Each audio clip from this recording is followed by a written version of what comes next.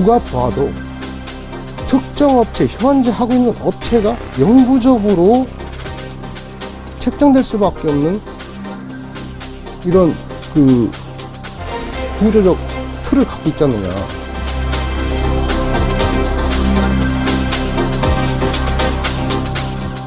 노사 관계가 불편하고 여러 가지 조건이 불편하다 보니까 그 시키는 일 외로 더 한다고 해지지도 않고 한다고 하더라도 마음이 불편하고.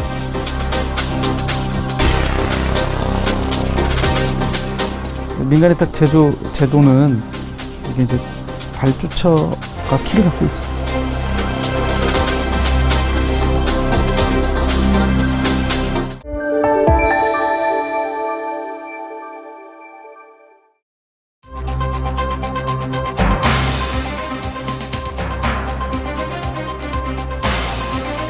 안녕하십니까. 시사플러스의 임세혁입니다. 지난 외환위기 이후 생활 폐기물 처리 등의 공공서비스 분야에서 민간 위탁이 활발하게 진행되어 왔습니다. 비용을 절감하고 효율성을 높인다는 것이 목적인데요. 하지만 자치단체의 민간 위탁 운영과 관련해서 여러 가지 잡음과 갈등이 계속되고 있습니다. 우리 지역도 예외는 아닌데요. 자, 박혜영 PD, 갈등을 빚고 있는 서천군의 생활 폐기물 위탁에 관한 문제를 취재했다고요? 네, 그렇습니다. 서천군의 경우 지난 2001년부터 생활 폐기물 처리 민간 위탁을 실시해 왔습니다. 일반 가정의 생활 쓰레기를 수집해서 매립장까지 운반하는 일을 민간 업체에 맡기는 것인데요. 그런데 기존에 군에서 해왔던 이런 공공 서비스를 민간에 위탁하는 것이 과연 바람직한 것인가에 대해 사회적인 합의조차 이루어지지 않은 상황에서 현재는 업체 간 또 노사 간의 갈등이 빚어지는 등 민간 위탁 업체 선정을 두고 문제가 발생하고 있었습니다. 예, 위탁업체 선정 과정에서 지금 이제 잡음이 있다는 그런 얘기인데요. 그렇다면 서천군의 경우는 현재 어떤 방식으로 민간 업체를 선정하고 있습니까? 네, 현재 서천군은 2년마다 업체를 선정하는 방식을 쓰고 있고요. 선정 방식은 또 매년 바뀌었습니다. 그런데 경제 입찰임에도 불구하고 2005년부터 지난 10년 동안 계속해서 한 업체가 수탁을 해오고 있고요. 그 과정에서 다른 사업자들의 불만이 커진 것이죠. 갈등이 깊어지면서 정당한 비판으로 받아들이기보다는 사업자들 간의 감정 싸움으로까지 번지고 있었는데요. 서천군의 생활 폐기물 민간 위탁을 둘러싸고 누적되어 온 갈등과 서천군의 현재 상황 취재했습니다. 지난 2001년부터 생활 폐기물 수거와 운반을 민간에 위탁해온 서천군. 최저 입찰제를 거쳐 적격 심사제와 협상에 의한 계약 방식 등 서천군의 위탁업체 선정 방식은 변화를 거듭해왔지만 지난 2005년 이래 수탁업체는 단 한 군데였다. 쉽게 말하면 운이에요. 이제 건설회사들 입찰하는 식으로 조달청 입찰을 했는데 제가 계속됐어요. 내가 운이 좋으면 되는 거거든요. 그거를 4번을 제가 운이 좋아서 됐습니다. 그 입찰을. 서천군 내 생활 폐기물 처리에 관한 허가를 가진 업체는 총 5개. 계속해서 수탁에 실패한 나머지 업체들의 불만이 누적돼 왔다. 특히 위탁업체 선정 시 평가 항목의 배점에 대한 불만의 목소리가 높았다. 적격심사 기준이 이게 이행실적이라고 있어요. 이행실적 점수를 좀 적게를 줘가지고 신규 업체도 참여를 할 수 있게끔. 그 지금 서천군에도 5개 업체예요. 5개 업체인데 전부 지금 10년 동안 다 세워놓고 있잖아요. 설을. 기왕에 해왔던 방식 시스템에 배정된 배점은 누가 보아도 특정 업체, 현재 하고 있는 업체가 영구적으로 책정될 수밖에 없는 이런 구조적 틀을 갖고 있지 않느냐. 이행 실적, 즉 해당 업무에 대한 용역 경험이 없는 다른 업체들의 경우 진입 자체가 불가능하다는 불만이다. 사업자들 간의 갈등이 누적되면서 군이 특정 업체에게 특혜를 주고 있다는 지적이 제기되기도 했다. 하지만 이에 대해 서면 인터뷰를 통해 입장을 밝힌 서천군은 정당한 절차에 따라 진행된 만큼 문제가 없다고 답했다. 절차적으로 이행을 했다라고 해서 공정하다라고 보기는 그건 쉽지 않을 거고, 환경이 지금 10년 넘게 독점적으로 운영을 하고 있는 것은 결국 환경 외의 업체들이 진입할 수 없는 커다란 진입 장벽이 있었다라고 저는 보고 있습니다. 갈등이 다시 불거진 것은 지난해 말 위탁 업무 계약 기간 만료가 다가오면서부터. 지난 2012년 위탁업체 선정 당시 해당 업체가 제안서에 명시한 협동조합 전환 부분이 문제가 됐다. 기존의 동종업체들과의 끊임없는 갈등들, 사회적 논란들이 있기 때문에 그것을 좀 해소하는 차원에서 협동조합으로 전환하라라고 하는 것이 이제 계약 조건에 들어가 있었죠. 나머지 위탁에 참여한 업체들도 다 그렇게 그건 기본 조건으로 좀 그때 같이 공유를 했기 때문에 위탁을 받는 업체는 반드시 동종업체와 미화원들과 함께 협동조합을 구성하는 걸로 계약 조건을 걸었었는데 그걸 잘 수행하지 못했죠. 협동조합은 오랫동안 계속되어 온 사업자들 간의 갈등을 봉합할 수 있는 대안으로 제시됐다. 하지만 계약 기간이 이미 만료된 현재까지 후속업체 지정을 위한 움직임이 보이지 않으면서 업체들의 불안이 커진 것이다. 그럼 이 사람은 그때 협동조합으로 가겠다고 해서 제안서 방식으로 바꾸면서 1년 벌었죠. 지금까지 가타부타 명쾌한 답변 없이 이 시간까지 온다 그 말이에요. 근데 41년이라는 건 계약에 관한 법률이 있으니까 지켜야 되는 것이 당연한 거니까 공고를 해서야 맞거든요. 41년을 하려고 그러면 이게 지금 못 오는 걸로 봐서는 아무런 뭣도 없이 행정이 일방적으로 특정업자한테 2월달까지 늘려주는 거예요. 여기서 또 답을 못 찾으면 3월달까지 늘릴 수도 있고 4월달까지 늘릴 수도 있어요. 이런 의심에 대해 해당 업체는 억울하다는 입장이다. 지금 해가지고 연장계약 내가는 원하지도 않아요. 그 협동조합 가라는 겁니다, 지금도. 근데 협동조합을 가려고 그랬더니 이게 보통 문제가 아니에요. 신규 같으면 관계없더라고요. 신규 같으면 얼마 출자해서 5인 이상이 가면 되는데 이거는 실적으로 인정받으려고 하니까 전환을 해야 돼요. 주식회사에서 이제 협동조합으로. 그게 이제 보통 까다로운 거예요. 그래서 12월 1일부터 지금 추진을 하고 있어요. 도청에다가 접수를 해놨습니다. 사업자들 간의 입장은 여전히 팽팽하게 맞서고 있는 상황. 하지만 서천군의 생활 폐기물 위탁 사업을 둘러싼 갈등은 사업자 간의 대립에서 그치지 않는다. 저는 지금 이 문제의 핵심을 사업자들 간의 어떤 갈등으로 보는 것은 바람직하지 않고 사회적으로 도움이 안 된다고 보고요. 한 업체의 독점 내지는 독과점으로 인해서 생활 쓰레기 수거 환경이 어떻게 변하느냐, 더 좋아지느냐, 더 나빠지느냐. 결국 나빠진다는 얘기는 주민들의 삶에 쾌적한 환경 속에서 살지 못하는 결과가 나오는 것이고, 또 그런 환경이라고 하면은 근로자의 근로 환경 또한 안 좋을 수밖에 없는 거고, 그래서 그런데 우리가 좀 초점을 가지고 집중을 해야지, 그 사업자 간의 갈등, 이것을 부각시켜서는 저는 본질을 좀 왜곡하고 또 본질에 멀어지는 그런 접근 방식이다라고 하는 생각입니다. 위탁 업무를 계속하고 있는 업체는 이미 지난 2008년 한 차례 노사 분규를 겪었다.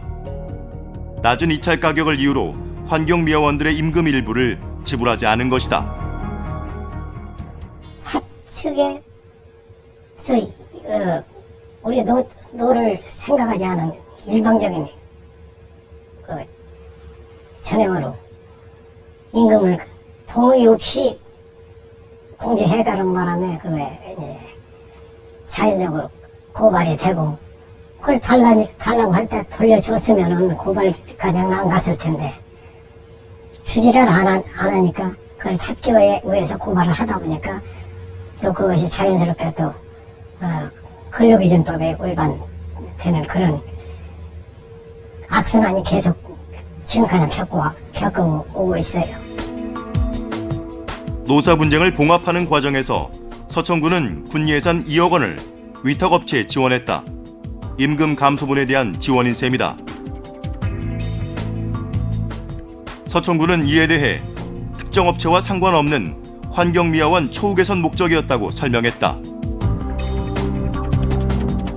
하지만 서천군의 해명에도 불구하고 의혹은 계속되고 있다. 민간 위탁의 가장 큰 장점으로 꼽히는 예산 절감 효과를 거두기는커녕 특정 업체를 위해 국민의 혈세를 낭비해왔던 것이다. 입찰을 하고도 1등보다도 5등이라는 업체가 되니까 43억이라는 돈이 그냥 더 나가잖아요.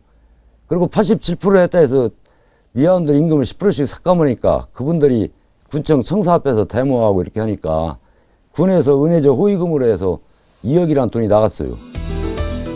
지자체 스스로 갈등의 불씨를 만들어내는 상황이다. 그거는 이제 엄밀하게 얘기하면 노사의 문제죠.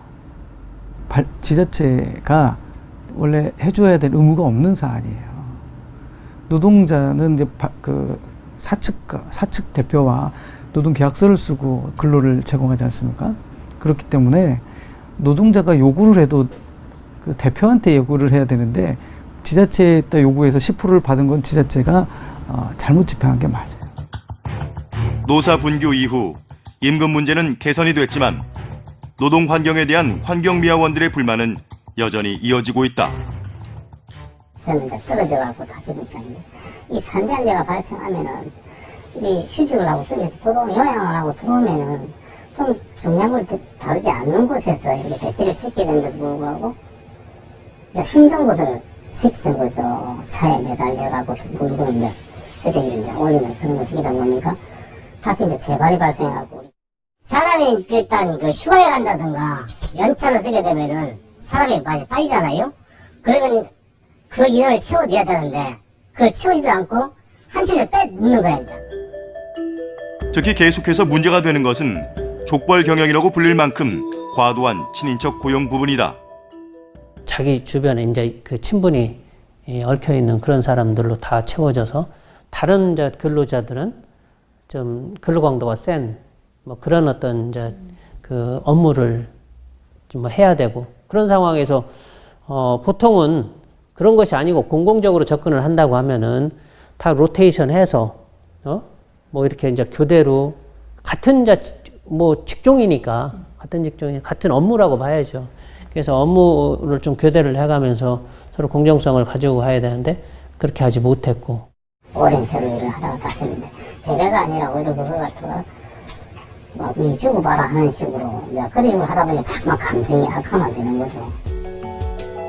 생활 폐기물 위탁업체의 노동 환경이 특히 중요한 것은 노사 갈등이나 열악한 업무 환경 등이 곧 주민들의 생활 환경으로 직결되는 공공 서비스의 영역이기 때문이다.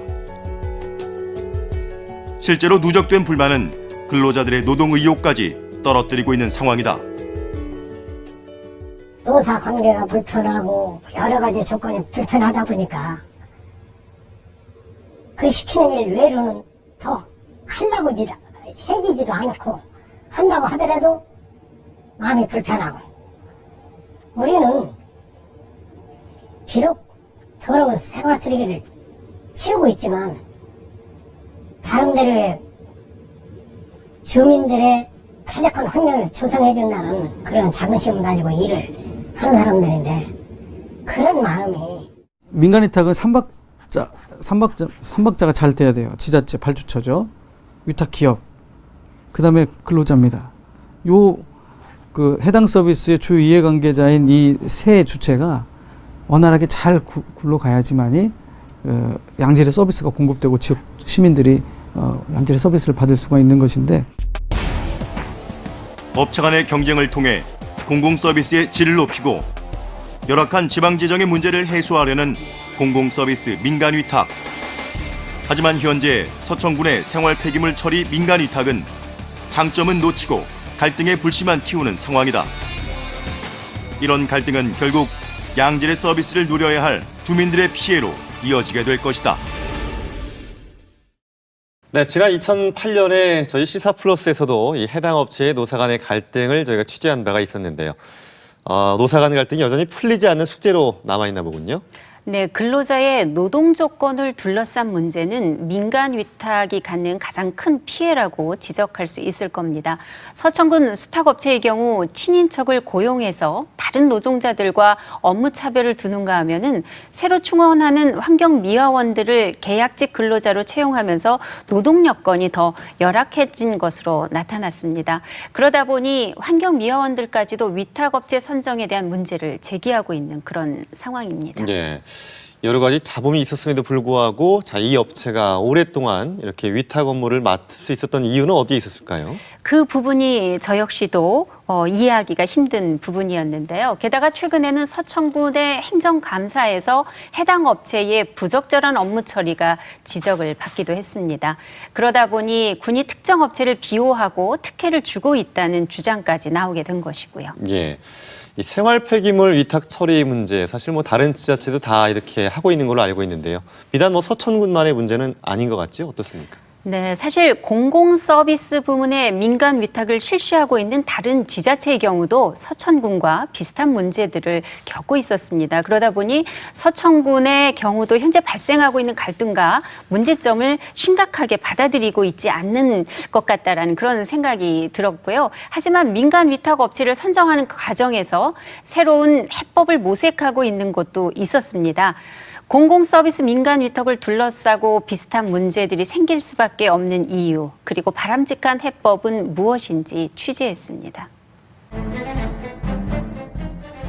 위탁업체 선정을 둘러싼 갈등의 요소가 상존하는 상황에서 작년 10월 서천군 행정감사에서는 위탁업체의 편법 운영이 지적을 받았다. 폐기물을 수거하는 과정에서 폐수를 하수구로 무단 방류하는 등 불법 행위가 있었던 것이다. 폐기물이 없는 곳에 폐기물을 상차하고 하차하면서 폐기물이 잔존하는 것은 문제가 있지 않습니까?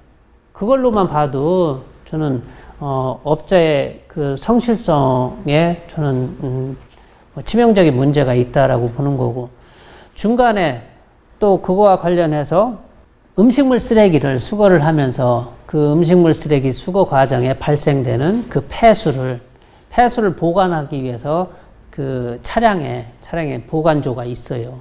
수조가 있는데 수조가 넘치니까는 그것을 중간에 하수구에 버리는, 이것을 어떤 근거로 합리화할 수 있겠습니까? 이건 도저히 용납될 수 없는 부분입니다.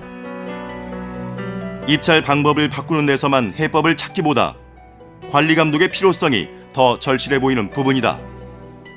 위탁 방식은 어떤 형태로 하든 위탁이 된 곳과 안 된 곳이 이제 입장이 상이할 수 있어서 불만을 표출할 수 있는데, 자, 그렇게 해서 이제 아무튼 위탁이 됐으면 그 위에 그 업체가 정말 잘 운영을 해야 된다. 근데 이제 그렇지 못한 거죠. 위탁 받으면 끝이야. 2년 동안은 그냥 다 해먹어. 이렇게 가면 어떤 평가 방식을 해도 의미가 없다는 거죠.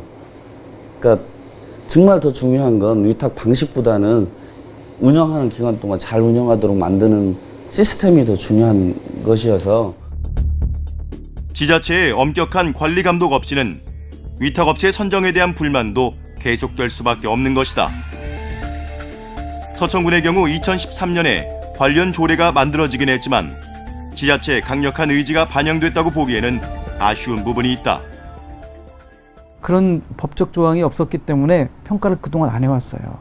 안 해왔다는 얘기는 뭐냐면 문제가 있어도 개선할 의지나 필요가 없었던 거죠. 그런데 이것도 미약하다. 아까 그런 문제를 해소할 수 있는 좀 더 구체적인 조항들이 더 들어가야 된다는 것이고요.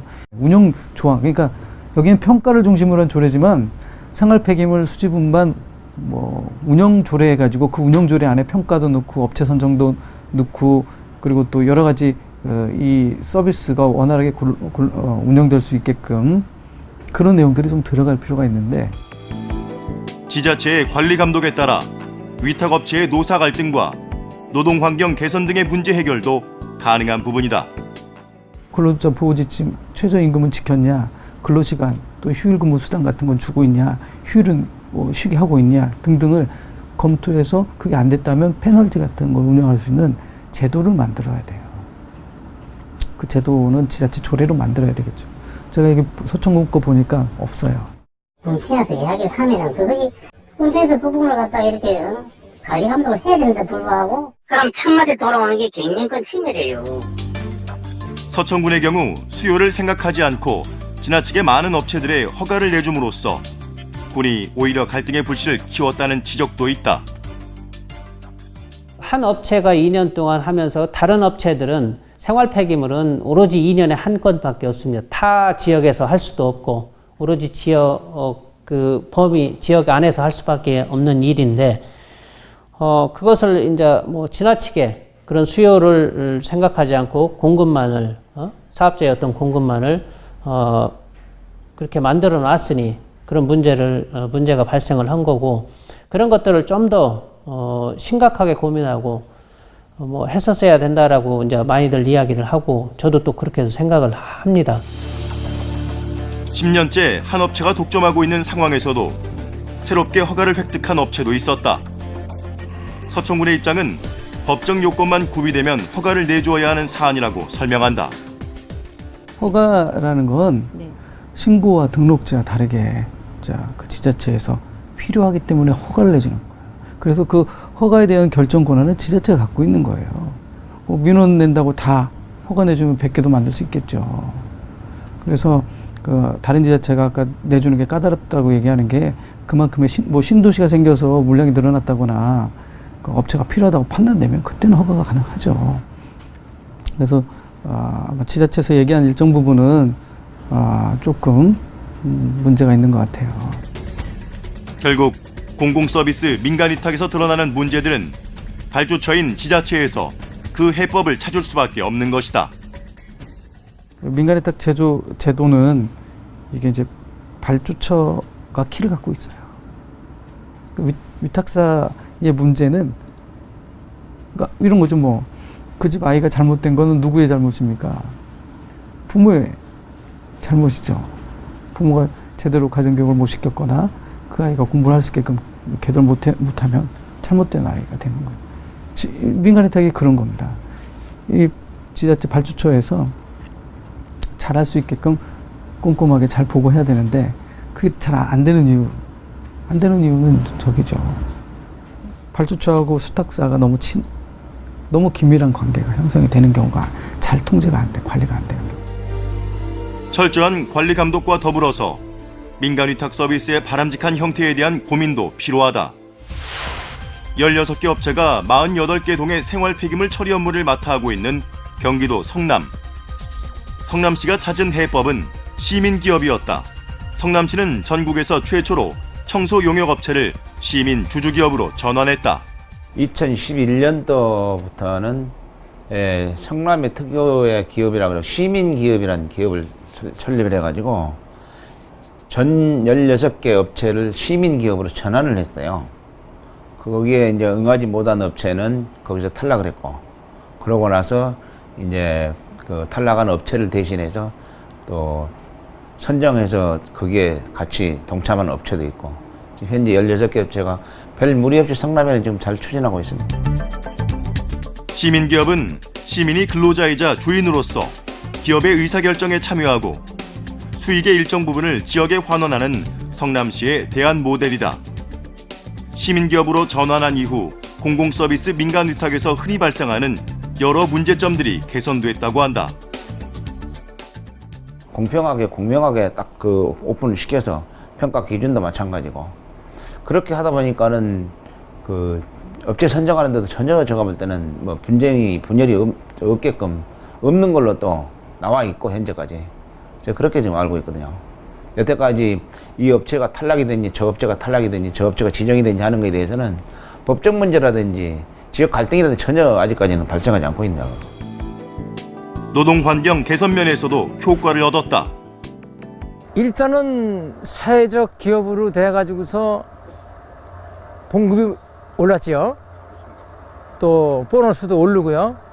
또 이 일하는 데 있어서도 아주 편리해졌고요.